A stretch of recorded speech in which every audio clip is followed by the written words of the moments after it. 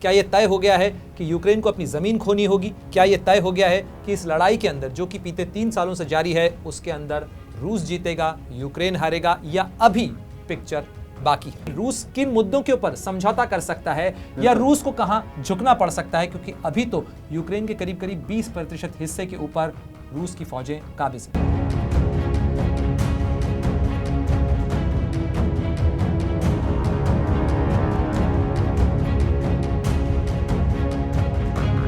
नमस्कार, मेरा नाम है मृत्युंजय और आप देख रहे हैं दूरबीन। मेरे साथ मौजूद है मेरे वरिष्ठ सहयोगी प्रणय उपाध्याय। आज हम जिस खबर पर बात करने जा रहे हैं वो खबर आप लोग लगातार सुन भी रहे होंगे, देख भी रहे होंगे, समझ भी रहे होंगे।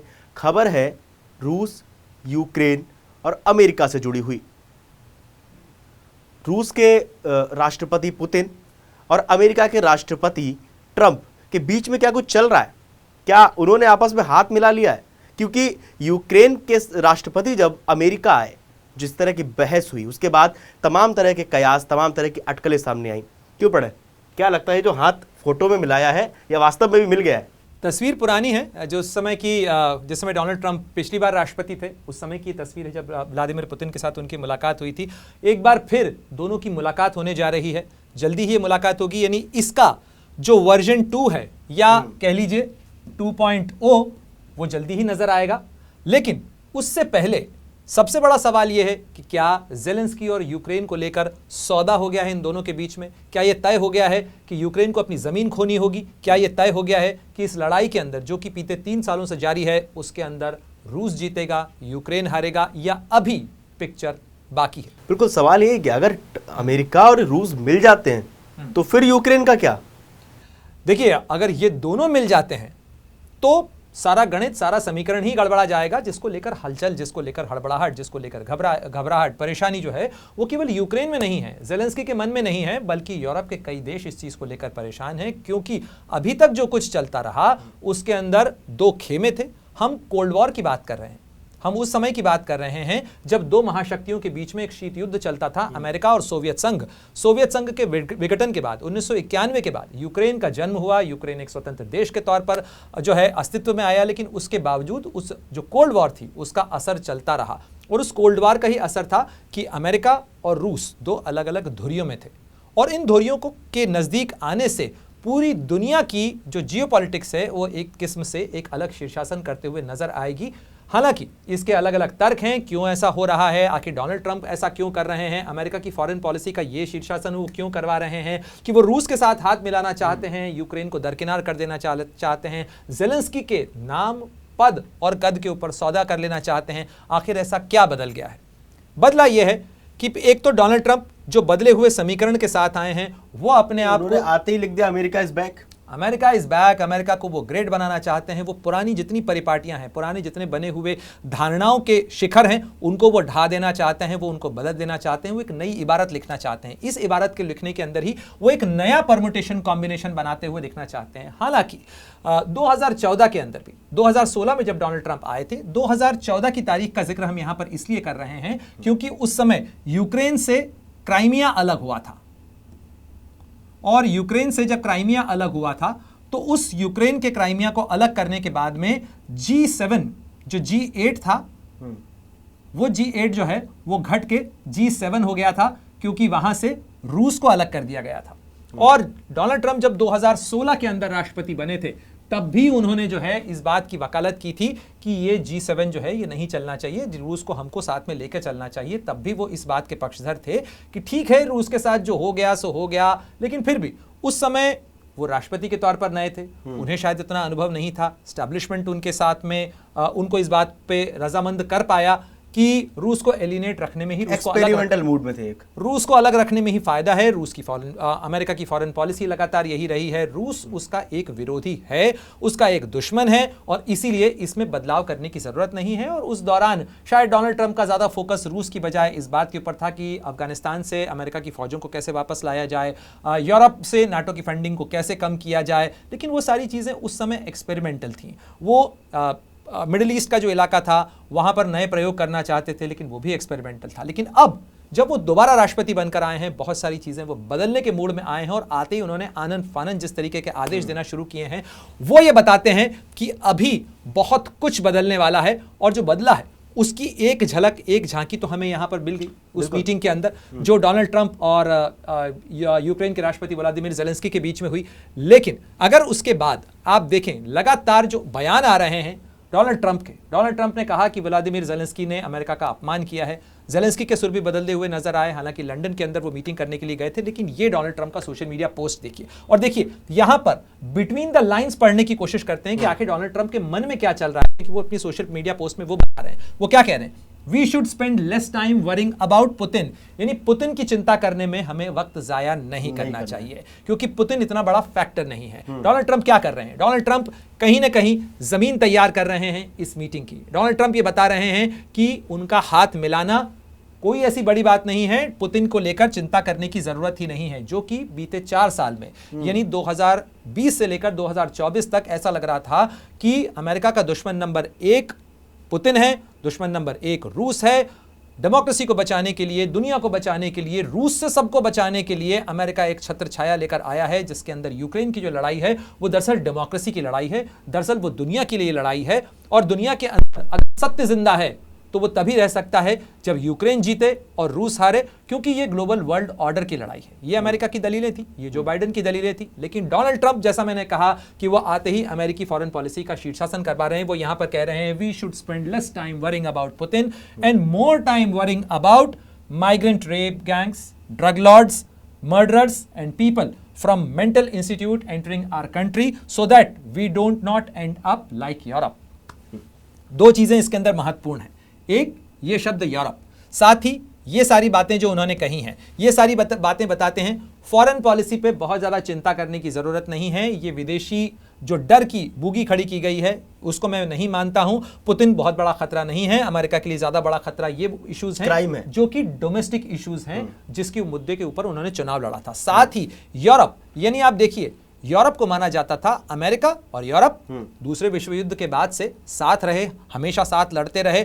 डिफरेंसेस होने के बावजूद भी अमेरिका उस गाड़ी की स्टीयरिंग के ऊपर था। नाटो का ड्राइवर जो था उस स्टीयरिंग के ऊपर अमेरिका साथ सवार था।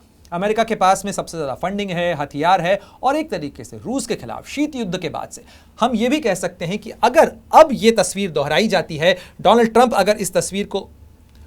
यदि इस तस्वीर को दोहराते हैं तो ये कहा जा सकता है कि ये शीत युद्ध का पूर्ण विराम हो जाएगा।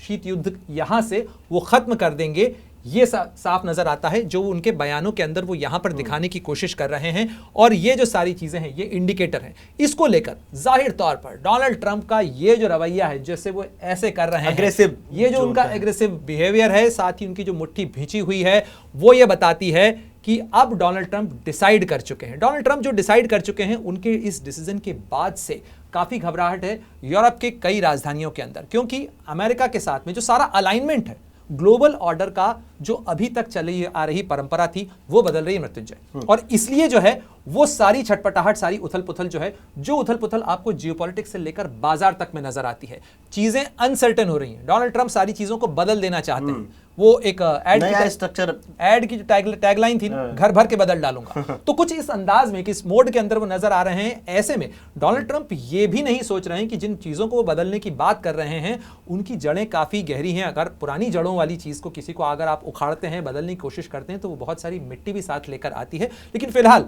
डोनाल्ड ट्रंप जिस मैंडेट के साथ में आए हैं वो अमेरिका की घरेलू राजनीति में भी बहुत सारी चीजें बदल रहे हैं, साथ ही वो अमेरिका की विदेश नीति में भी बहुत सारी चीजें बदलने की बात कर रहे हैं। और जो कुछ वो बदल रहे हैं उसकी जो तस्वीर थी वो यहां थी कि तमाम कन्विंसिंग के बावजूद, देखिए बहुत सारे फोटोग्राफ लेकर आए थे यूक्रेन में, कैसे रूस ज्यादतियां कर रहा है, क्या क्या कर रहा है। देखिए आप फोटो देखते रहे डोनाल्ड ट्रंप, और फोटो देखने के बाद भी 45 मिनट की इस प्रेस कॉन्फ्रेंस पे, ये जो पूरा प्रेस इवेंट था, देखिए डोनाल्ड ट्रंप लगातार ज़ेलेंस्की बताने की कोशिश कर रहे हैं, वो अपना केस लड़ने की कोशिश कर रहे हैं, अपना एक पक्ष रख रहे हैं, अपना पक्ष भी रख रहे हैं। वो ये कह रहे हैं क्योंकि उन्हें इनसे ज्यादा जरूरत है। इस समय यूक्रेन को बहुत ज्यादा जरूरत है कि यूक्रेन का साथ अमेरिका दे। और इसीलिए यहां देखिए आप, यहां चेहरे के भाव देखिए, यहां केवल वो देते आ रहे हैं, इनके चेहरे पे कोई रिएक्शन नहीं, एक्सप्रेशनलेस। बिल्कुल, ये सारी चीजें नोटिस करने लायक हैं कि वो केवल सुन रहे हैं।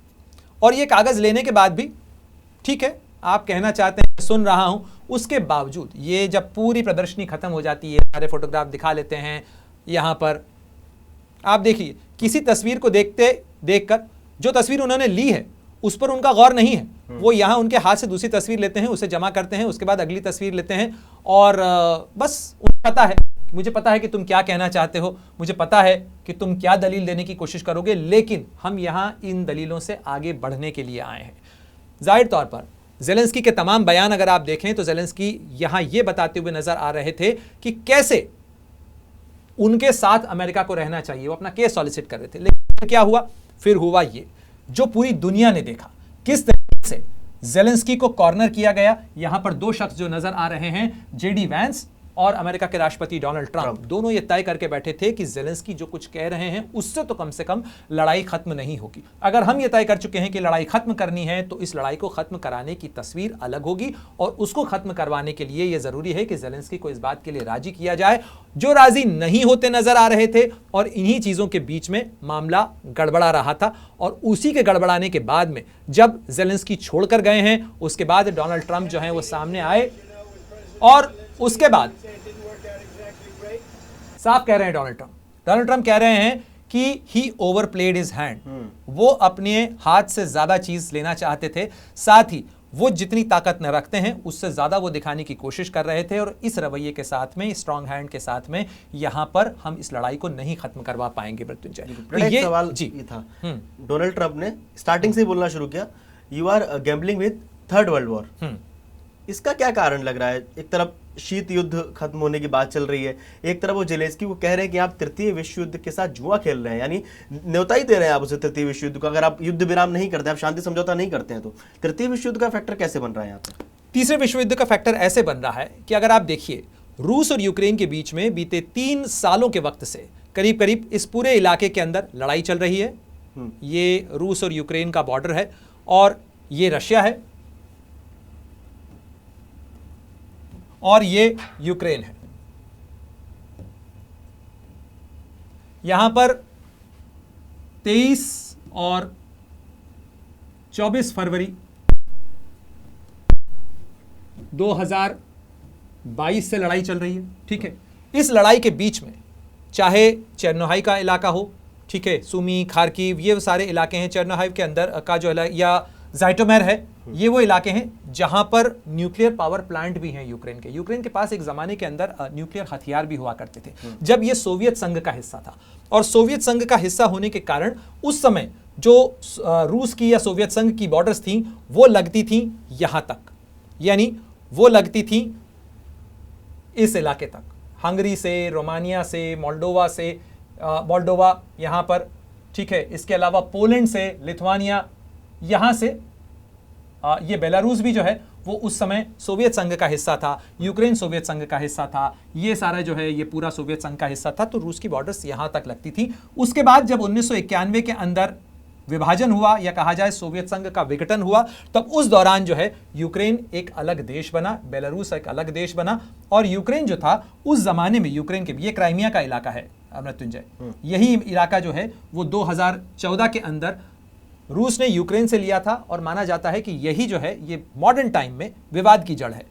इसके पहले से ही दोनों के बीच में कुछ टेंशन्स चल रहे थे, क्योंकि ये रूस का पश्चिमी इलाका है, ये रूस का वो इलाका है जिसकी यूरोप से लगती है। और यूरोप में उस जमाने के अंदर आपको याद होगा, जैसे नाटो है, उस जमाने के अंदर एक वार्सा संधि हुआ करती थी। वार्सा संधि एक दूसरा पैरेलल पोल था। हम शीत युद्ध की बात कर रहे हैं, शीत युद्ध के दौर में वहां पर एक वार्सा संधि थी। ये पोलैंड की राजधानी वार्सा है। वार्सा संधि के लिए चाहे पोलैंड हो, चाहे हंगरी हो, है ना, इसके अलावा रोमानिया, बुल्गारिया, ये सर्बिया, ये सारे देश जो थे, जो कि पूर्वी यूरोप के देश थे, ये सारे देश जो थे वो उस समय वार्सा संधि का हिस्सा थे। यानी नाटो के काउंटर में एक वार्सा संधि थी।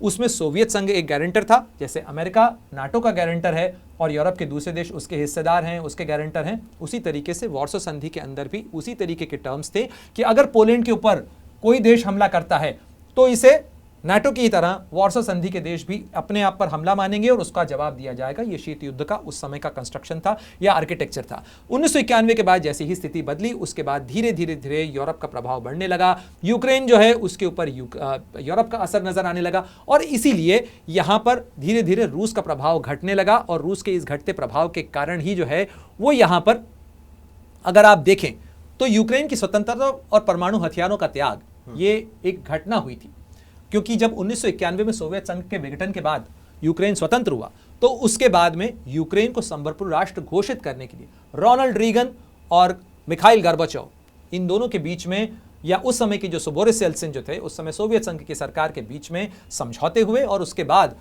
1994 में यूक्रेन ने बुडापेस्ट मेमोरेंडम पर हस्ताक्षर किए, जिसमें उसने अपने परमाणु हथियारों को त्याग दिया। यानी यूक्रेन के पास में परमाणु हथियार हुआ करते थे, लेकिन उसके बाद यूक्रेन ने वो परमाणु हथियार छोड़ दिए। इसलिए भी इस युद्ध को लेकर कई बार ये चर्चा होती रही कि अगर यूक्रेन के पास में परमाणु हथियार होते तो यूक्रेन के ऊपर रूस इस तरीके से हमला नहीं कर पाता।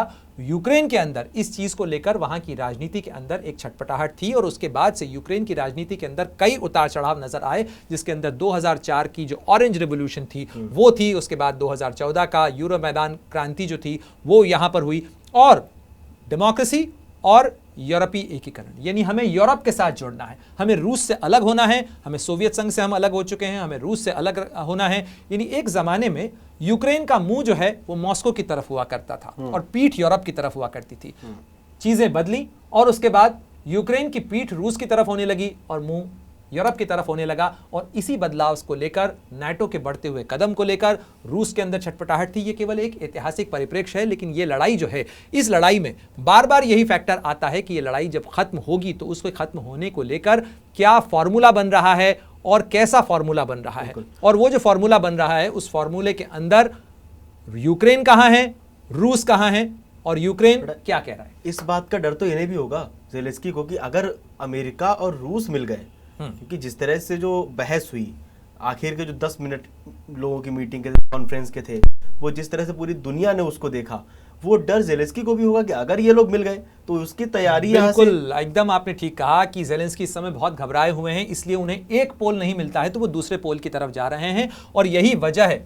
देखिए, as a result of these days we see clear support from Europe, even more unity and even more willingness to cooperate. यानी अब वो अमेरिका की बजाय यूरोप की तरफ देख रहे हैं, क्योंकि यूरोप ने एक कॉन्फ्रेंस आयोजित की, यानी वॉशिंगटन डीसी के अंदर जो बैठक फेल हुई उसके तत्काल बाद ज़ेलेंस्की कहां गए, लंदन गए। लंदन के अंदर ब्रिटेन ने आयोजन किया, यूरोप के तमाम देशों को बुलाया और वहां पर ब्रिटेन की अगुवाई के अंदर एक बैठक हुई यूक्रेन की, और कॉमन फ्यूचर फॉर सिक्योरिटी, ठीक है, उसको लेकर बैठक आयोजित की गई।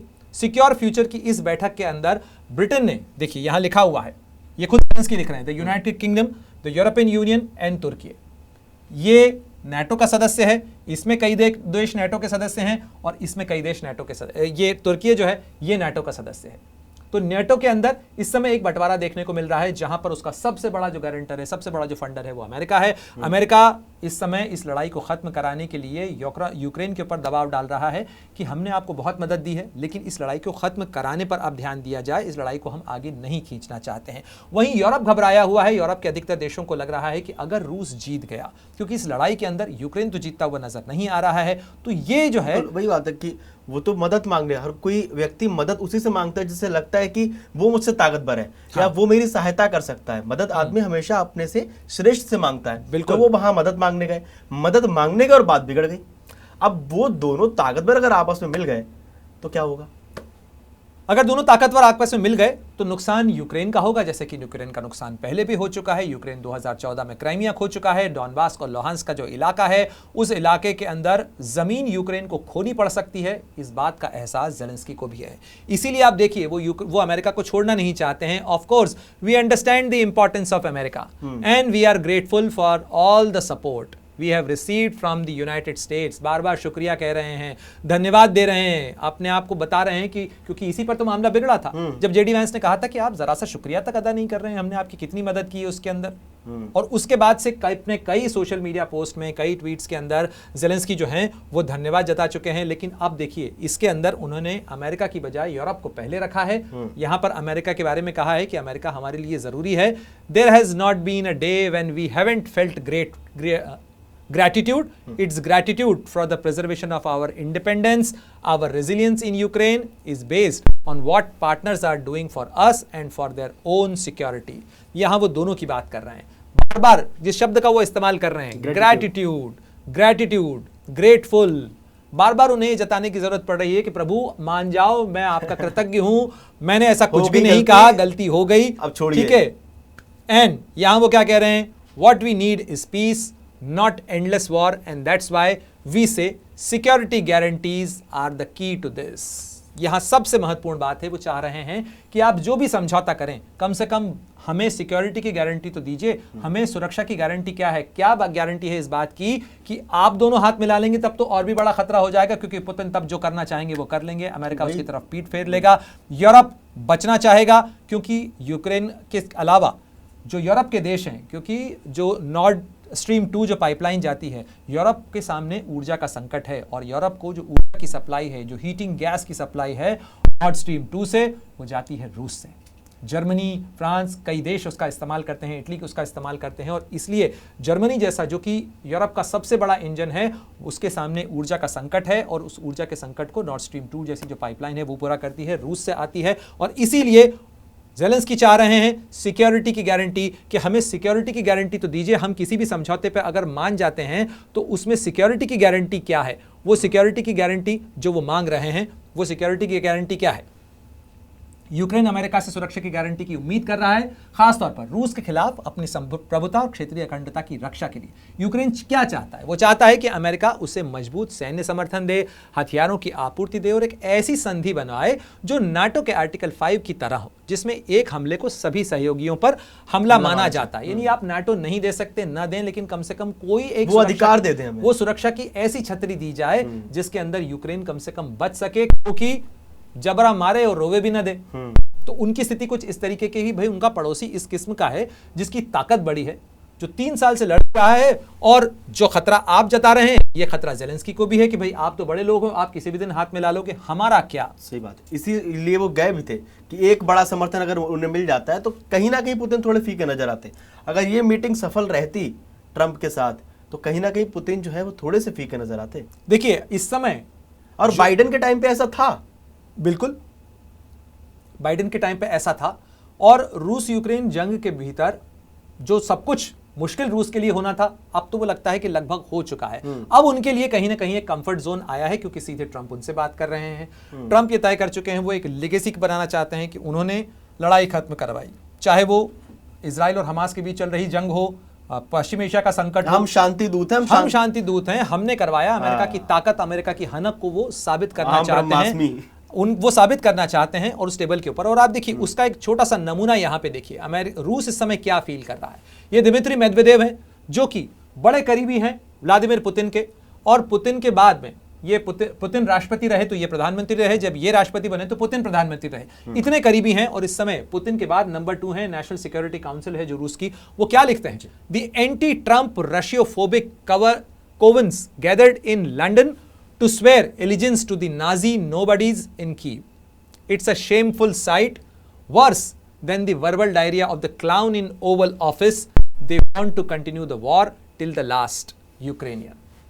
इस भाषा को आप देखिए, कंटेम्प्ट है ज़ेलेंस्की के लिए, अपमान है ज़ेलेंस्की के लिए। साथ ही वो क्या कर रहे हैं, एंटी ट्रंप रशियोफोबिक्स, यानी रूस और ट्रंप दोनों से नफरत करने वाले लोग, दोनों चीजों का जिक्र किया है उन्होंने। क्या किया है कि यहां पर पुतिन, रूस और ट्रंप एक साथ हैं, और इन दोनों से चिढ़ने वाले, इन दोनों से नफरत करने वाले लोग कहां जमा हुए, लंदन के अंदर जमा हुए हैं। और उन सब लोगों ने क्या तय किया है कि हम नाजी नोबडीज इन कीव, यानी जिन लोगों की कोई हैसियत नहीं है, कीव के ऐसे लोग जिनके दिमाग में नाजी जो मानसिकता है वो भरी हुई है, उन लोगों को सपोर्ट करने, उनको मजबूत करने का फैसला लंदन में जमा हुए लोगों ने लिया है। It's a shameful site, worse than the verbal diarrhoea. ये देखना ही अपने आप में शर्मनाक था, और ये उससे भी खराब था जो कुछ भी ओवल ऑफिस के अंदर हुआ। यहां पर उन्होंने मस्खरा शब्द का इस्तेमाल किया है ज़ेलेंस्की के लिए। ये सारी चीजें बताती हैं कि रूस इस समय जो है वो बड़े मजे के साथ में इन तमाम तस्वीरों को देख रहा है कि आखिर क्या हो रहा है। यहां वो जिक्र कर रहे थे जिस चीज का, वो सिक्योरिंग फ्यूचर। क्योंकि ज़ेलेंस्की जाने के बाद कहां पहुंचे थे, लंदन पहुंचे थे, और लंदन में एक केयर स्टाइमर है जो कि ब्रिटेन के प्रधानमंत्री हैं। इन्होंने एक 4 पॉइंट फॉर्मूला दिया है जिसके अंदर यूरोप साथ में है। अभी बड़ा सवाल यह है कि अमेरिका यदि अपना समर्थन बंद करता है, अमेरिका यदि हथियार देना बंद करता है, तो उसके बाद होगा क्या। क्योंकि केयर स्टाइमर यह दिखाने की कोशिश कर रहे हैं कि उनकी ट्रंप से बातचीत हो चुकी है, अमेरिका अगर पीछे हटता है तो उस जगह को भरने के लिए यूरोप के तमाम देश आएंगे। ये सारे लोग वहां पर जमा हुए थे। इमानुएल मैक्रोन यहां नजर आ रहे हैं, इसके अलावा यहां पे मेटे फ्रेडरिक्सन नजर आ रही हैं, ओलाफ शोल्ज यहां पर नजर आ रहे हैं, जॉर्जिया मेलोनी यहां पर नजर आ रही हैं। तमाम नेताओं की जो तस्वीर है ये बता रही है, इन्हीं को लेकर तो तंज कर रहे थे दिमित्री मेदवेदेव। तो इस मीटिंग को लेकर ये जो एक अल्टरनेटिव पोल बन रहा है रूस में, अगर पुतिन और वॉशिंगटन डीसी के अंदर ट्रंप हाथ मिला लेते हैं तो ये दुनिया के अंदर एक बड़ा भूचाल, एक बड़ा बदलाव होगा, क्योंकि ये दोनों दुनिया की बड़ी महाशक्तियां, दुनिया की जो दो बड़ी ताकतें हैं जो कि कई बार यूएन में एक दूसरे के खिलाफ नजर आती हैं, वो अगर एक साथ आ जाती हैं तो पावर डायनामिक्स दुनिया का बहुत हद तक बदल सकता है, बहुत सारी चीजें बदल सकती हैं। और ये दोनों ताकतें अगर एक साथ आती हैं तो बहुत सारी चीजों को ये बदल सकती हैं। और ऐसे बड़ी घबराहट, बड़ी परेशानी जाहिर तौर पर यूरोप के इन तमाम नेताओं के बीच में होगी, क्योंकि यूरोप के सामने ज्यादा बड़ा संकट है। अगर आप इस नक्शे को देखें मृत्युंजय, तो यहां पर आप देखिए कि रूस और यूक्रेन या रूस और अमेरिका, रूस और अमेरिका के बीच की दूरी अगर देखा जाए तो रूस और अमेरिका बहुत ज्यादा दूर नहीं है। अगर आप यहां पर बेरिंग सी देखते हैं, रूस और अमेरिका के बीच की दूरी इतनी सी है। कितनी सी है? इतनी सी। ये अमेरिका है, ये अमेरिका है क्योंकि ये अलास्का है, और ये रूस है। लेकिन जो असली लड़ाई का मोर्चा है, इस जगह पे अमेरिका और रूस के बीच में तनाव और लड़ाई उतनी ज्यादा नहीं है। ये इलाका ठंडा इलाका है लड़ाई के लिहाज से भी, लेकिन जो असली लड़ाई का मोर्चा है रूस और यूक्रेन के बीच में, रूस और अमेरिका के बीच में जो तनाव का मुद्दा था, वो खासतौर पर था इधर का इलाका, यानी पश्चिम का इलाका। यूक्रेन के साथ साथ रूस दुनिया का सबसे बड़ा जो है, दुनिया का सबसे बड़ा देश है ज्योग्राफी के लिहाज से जी। लेकिन जो सबसे बड़ा मोर्चा था वो मोर्चा था ये इलाके का। और ये जो इलाका है, इस इलाके के अंदर भी रूस और यूक्रेन के बीच में, या कह लीजिए रूस और यूरोप के दूसरे देशों के बीच में जो तनाव था, उस तनाव की बड़ी वजह थी दूसरे विश्व युद्ध का छोड़ी हुई लेगेसी इश्यूज, चाहे वो जर्मनी का, पूर्वी जर्मनी और पश्चिमी जर्मनी का विभाजन हो, इसके अलावा पोलैंड के अंदर रूस का प्रभाव हो, बेलारूस के अंदर स्लोवाकिया, रोमानिया, ये सारे वो देश हैं, क्योंकि उस समय सोवियत संघ हुआ करता था, तो उसका जो एरिया ऑफ इन्फ्लुएंस था वो यहाँ तक स्प्रेड करता था। और इसीलिए जो सबसे ज़्यादा घबराहट थी वो इस इलाके के अंदर है। ये है वेस्टर्न यूरोप, ये मालदार यूरोप है, पैसा इसके पास है। लेकिन बड़ा सवाल इस चीज़ को लेकर मृत्युंजय कि क्या ये लड़ने के लिए अपने फौजी यूक्रेन भेजने वाले हैं, क्योंकि इसको लेकर चर्चा तो लंदन में हुई है, लेकिन अभी सबको सोचना पड़ेगा कि क्या वो अपने फौजी यूक्रेन में उतारना चाहते हैं। पैसा तो दे रहे हैं, हथियार तो दे सकते हैं, लेकिन जब तक बूट्स ऑन ग्राउंड नहीं होगा यूक्रेन के लोग कितना लड़ पाएंगे। अभी अगर आप देखें तो यूक्रेन को जो अमेरिका का सपोर्ट है मृत्युंजय, ये फहरिस्त आप गिनते चले जाइए, ये US security cooperation to Ukraine की लिस्ट है। इस लिस्ट को अगर कोई भी पढ़ना चाहता है तो ये साफ नजर आ जाएगा कि अमेरिका ने हथियारों से लाद दिया है यूक्रेन को, इतने हथियार उसको दिए हैं। इसलिए अगर रूस के सामने, रूस की ताकत के सामने यूक्रेन खड़ा हुआ तो वो किराए के, या कहा जाए दूसरों से दान में मिले हथियारों से था। उसके पास अपनी ताकत उतनी नहीं है जिसके सहारे वो रूस के सामने लोहा ले सकता था, और इसीलिए ये शायद लड़ाई इतनी लंबी चली। बड़ा सवाल लेकिन यह है कि क्या ट्रंप ऐसे ही आसानी से हाथ मिला लेंगे? क्या यूक्रेन के ऊपर समझौता हो जाएगा? क्या जेलेंस्की के कीमत के ऊपर समझौता हो जाएगा? अभी ऐसी बहुत सारी चीजें हैं